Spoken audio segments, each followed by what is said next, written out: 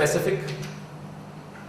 See, the most beautiful aspects of Carnatic music is, I think I said that the first day, I'll say it again, is the way it balances improvisational, creative music, and it balances composed music as a musician. In most musical genres around the world, one is heavier than the other. You either have composition music that's heavier, or you have improvisational music that's heavier. In Carnatic music, it's like hand in glove, 50-50 almost. And that's what makes it very, very unique, that one cannot exist without the other. The raga is given identity through a composition. We talked about that. Then many people sing, musicians improvise, new ideas come in. Then composers also compose newer compositions because some phrases may have already been established by these musicians. So it's a never-ending cycle that's happening. Both are creative processes. Even the composed music is a creative process by the individual who gives it to you. Right? So these two things are absolutely together and are inseparable. And the fact that they are so closely knit makes, I think, Carnatic music very, very unique in the way it treats both, compared to most other classicals, most other systems of music around the world. We'll now go to specifically the improvisational techniques that we use. We have about 4 or 5, and half an hour. I should be able to do one. Talk about alapana. That is known as alap in Hindustani music, and comes from the word alapa. Actually, the word was alapa, and we call it alapana. They call it alap. So everybody has heard this word. Those who have heard it, yeah. So what is it? You want to take some water production?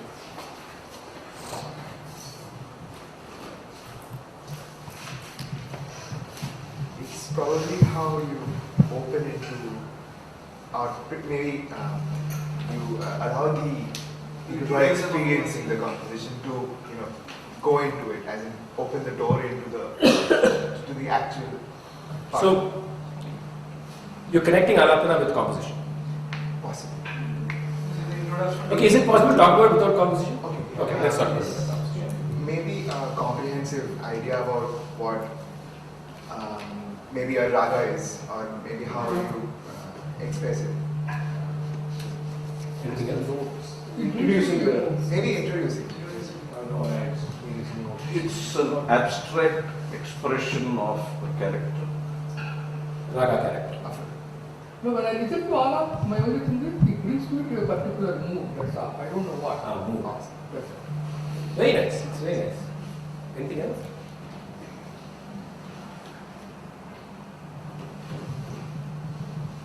You all heard some alap somewhere, right? Good. The artist's interpretation of the raga. Okay. Anything else?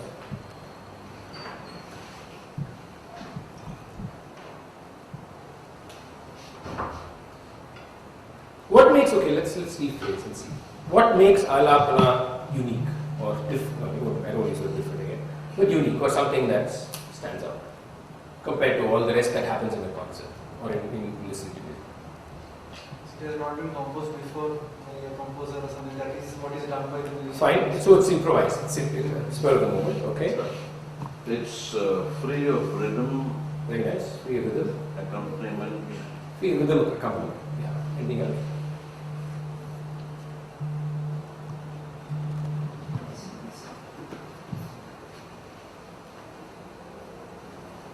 Anything else?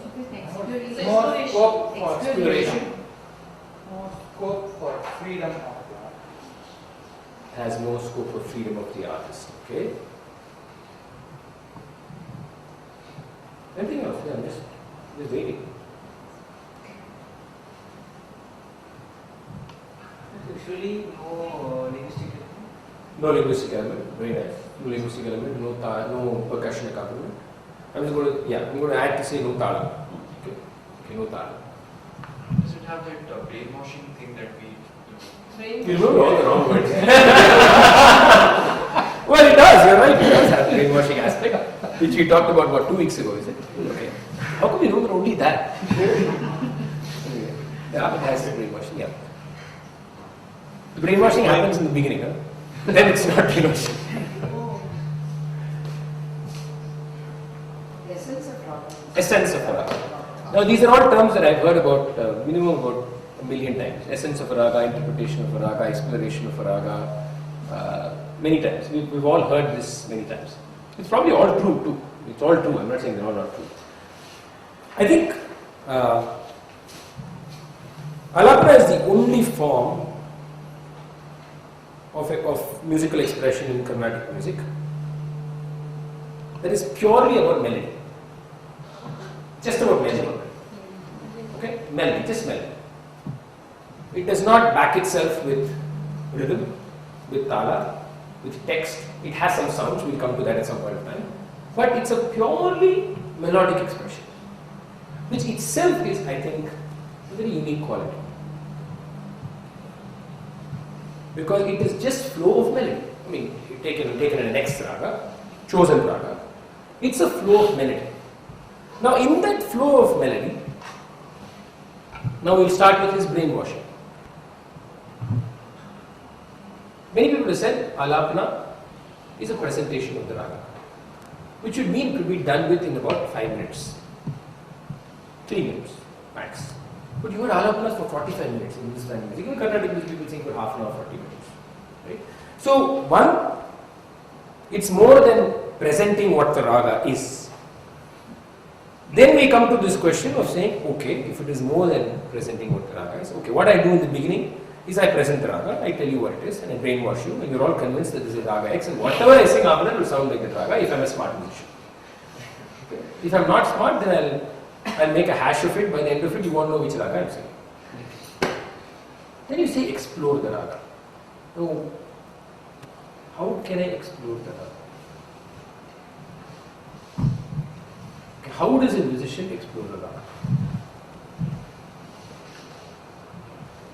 You have to use your creativity here, right? That's the word that should come. Be creative to be singing. So, how does a musician explore a raga? If I tell you there are 60 phrases that are standard in the raga, standard is a word somebody used here, you did. If I tell you there are 60 phrases, now where am I going to search for exploration? What is expanding? What is exploration? Is it just an illusion that we have created and convinced all of you that we are exploring something? No, I'm asking this. I wonder whether I just cheat all of you into all these years. Because the mind is a very interesting thing too. The musician can, if you can brainwash you, it's a raga, you can brainwash you that I'm also being creative. Okay? Also possible. Is it? Or is it true? I mean, so how does a musician be creative? Firstly, Alapana has no tala, no text. It has some syllables. We say ta, da, ri, na, no. This is standard. But there are musicians who have used ha, who used we. But ta, da, ri, na, no. Ta, da, ri, na, ha. I've heard many people say hari in their song. So there is no hard and fast rule, by the way, into what syllables should be used. We really don't know also how these syllables completely came into this form. But nevertheless, they use standard. Tadarina, no, in Carnatic music it's Tadarina. It's more or less there, and a few exceptions. Some musicians have specific characteristics where they've used other sounds. But that's more got to do with their own, but not as being part of what you normally hear. These syllables have no meaning. If anybody convinces you that they have meaning, any 5 syllables put together you can create meaning in Sanskrita. Ta can have a meaning, Ri can have a meaning. Go to the dictionary, Ta will have about 10 meanings. So, but Tadarina has no meaning. Musically, it has no meaning. Linguistically, that's what I'm talking about. So, how does a musician explore? Just one point I want to make. You are talking as a performing musician. Otherwise, you wouldn't say, I brainwash. See, but if I can do an alap at home, I do. I'm glad you do. Every day I do alap and I am not brainwashing everybody. I am brainwashing only myself. Good for you. That's what I'm saying. So, what are you saying? No, brainwashing has, at least the way you said it, I I know I fool people by saying, this is I didn't say now fool. they will I listen. didn't say fool. I said brainwash. Brainwash. Correct. Don't confuse the two. They are very, very different expressions. They mean very different things. No, you get in personal conversation, but that doesn't matter. I don't want to get into this. No, it is okay if you do it for yourself. I don't have a problem with that. No, I don't fool myself. No. I didn't say you have fooled anybody. I said I brainwashed somebody. When you sing Ga and you think it is Shankarabharanam, it is Shankarabharanam. If you sing Ga and think it's Begada, it is Begada. It's the same Ga. There is no difference between the two Ga. There is no difference. You may have sing at home, but I also sing to about 1,000 people for the last 25 years of my life. No, but No, hang on. I also sing at home. But And then, no, let me finish. Now that you finished yourself, it's my turn. I also sing at home. I don't only sing on stage. I also sing for myself. And to presume that when I sing on stage, I sing for 100 people is a presumption. Hang on, that you made on me. So, the brainwashing that happens can be yourself because you're cognitively recognizing it as being X. That's all. I can cognitively make 10 people, 100 people recognize it as X. As much I make myself recognize it as X. It is still an act of convincing myself or convincing somebody else that it is an X raga. Because I know how to present it as sounding as X. That is cognition, skill, history, knowledge, understanding, introspection, that all comes together at that moment. no, I would put it differently. I would say I create the mood of Shankarabharanam. I don't agree with you because the mood of the Shankarabharanam are so many things. Because this whole idea of mood is there are so many things in Shankarabharanam that are mood. As most musicians will tell you, there are 100 moods to Shankarabharanam. The same when I sing, there is no Shankarabharanam mood in that Ga. It is Ga. It is as Ga, the same Ga with the same expression as sung for Begada. But I know how in my mind, if I have decided it is Shankarabharanam, I know what happens in my mind. And similarly, if I want you to recognize it as Shankarabharanam, I know what should happen. So I am convincing you that it is Shankarabharanam. That is the only way, that is how even phrases that may not be in the rules still sound like that raga when you hear it after some time. Because we have all come to that sound of that raga. And that involves a certain amount of convincing of yourself, whether you sit in the bathroom and stand under the shower and sing it, or whether you sing in front of the music academy of 1,500 people. You are still creating an act of creating a certain total environment of a raga to make sure, no, you didn't say that, you said something else. No, I'm not going to argue with you right now, I'm going to let you pass. But the fact is, it is the same act. It is an act of a brainwash that happens. It's a lovely brainwash, it's a beautiful brainwash. I do not bother about that. But it is still an act of creating a certain environment in one's own mind and in your mind. That's all. So now, can we go on? Krishna, I also am not able to go beyond this. Why feel very constrained by all these specific? So why don't people just invent more ragas? Who said they were not done? No. I'm saying why are we limiting the sort of improvisation? So you believe that a new raga is a creative act, isn't it? Hopefully, yes. So then you have to go back to the first discussion on what a raga is. And first to believe that new ragas are not being created is a presumption of yourself. No, I don't know. So I'm not. There are many new ragas. But are they, the question is how does a new raga get evolved? We have to go back to the first week's discussion. We have to go back to that. No, I cannot go back. By the structure of it, the music, for example, there is apparently like in Western classical, there are 3 tones that are sung at the same time and it can happen. Whereas in ours, we sing in one after another. You're talking about harmonics and melodic Yeah, systems. harmonics. Okay. So this kind of creativity or innovation. Then the answer to it is very simple. Then first of all, that's not creativity innovation in my book. It's not. It is not. If it is done in Carnatic music. But that's Hang on. For which, that is why you have to again go back to discussion of the day one. I cannot go back to day one now. We talked about aesthetics, we talked about aesthetic intent, we talked about the sound. That is how we started the whole discussion with. Okay? Unless you understand that, then it's very difficult for me to explain why that is not innovation or creativity in this context. That's all. Is that innovation, creativity in a different context? Yes. But to believe that that is limiting is also a perception of yours. It's also a perception. I don't think we are believing that it's limiting. Because I think there is an aesthetic continuum. We spoke about all this in the first week. An aesthetic continuum that there is. and that leads you in a certain direction. It's true of any other act also. It's true of any other act also. And that is why we have an aesthetic world that is created for various things. But it is not true that what I sing today was what was sung even 10 years ago. Not at all. Not at all. I can show you a recording that what we sing today is nothing to do with what was sung 10 years ago. Very different. And things have changed a lot. That is part of a process that there is change and there is creativity and there is imagination constantly happening. But to believe that transplanting something else into something else without understanding the aesthetic continuum is an innovative creative act, I beg to disagree. That is the world we live in today. That is the world we live in today. For that, I think you need to first understand what is the aesthetic continuum that we are in. Then you will understand why certain acts will not be part of what can be contributed as an innovative act, and certain acts are. It comes within that, right? That I have to go back to the first weekend's discussion, when we came to Raga. That will be a little difficult for me to do now. We can probably have this conversation later. Okay? Can I go to Alapana and go on before we wrap up? Where was I? So exploring, expanding. So where?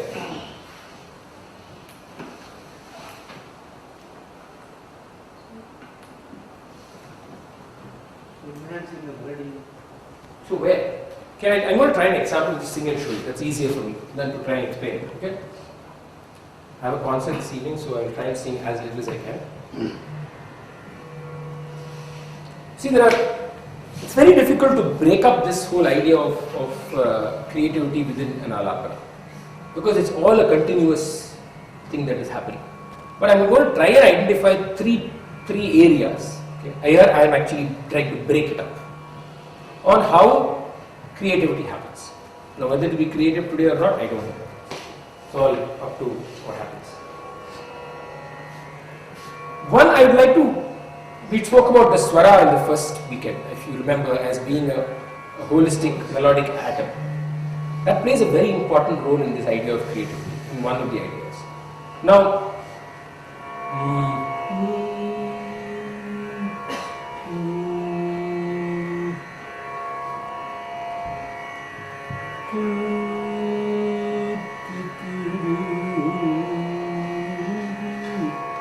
sing Raga Sahana.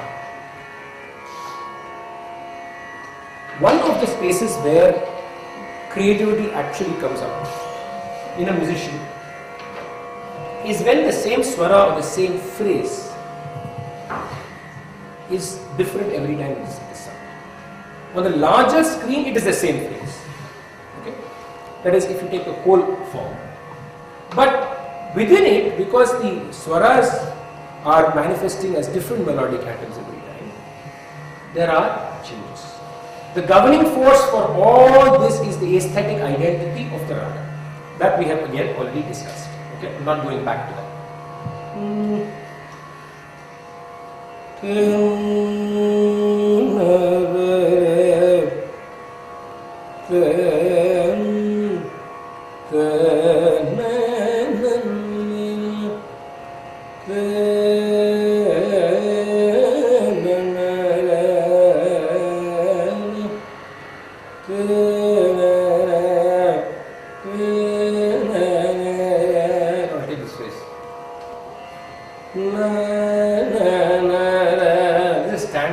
Is a phrase that is known as Sahana by everybody.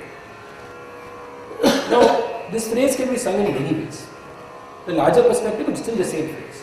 But in between, there are small changes that will happen.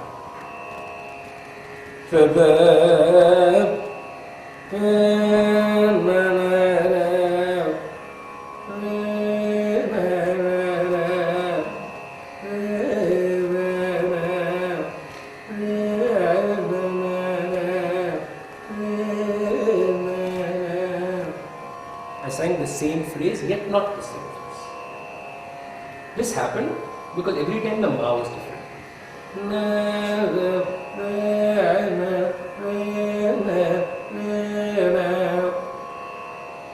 Okay? Are these not improvisations? Oh, they are. Yeah, I hope so. I sincerely do. This is, I think. It's not a flash.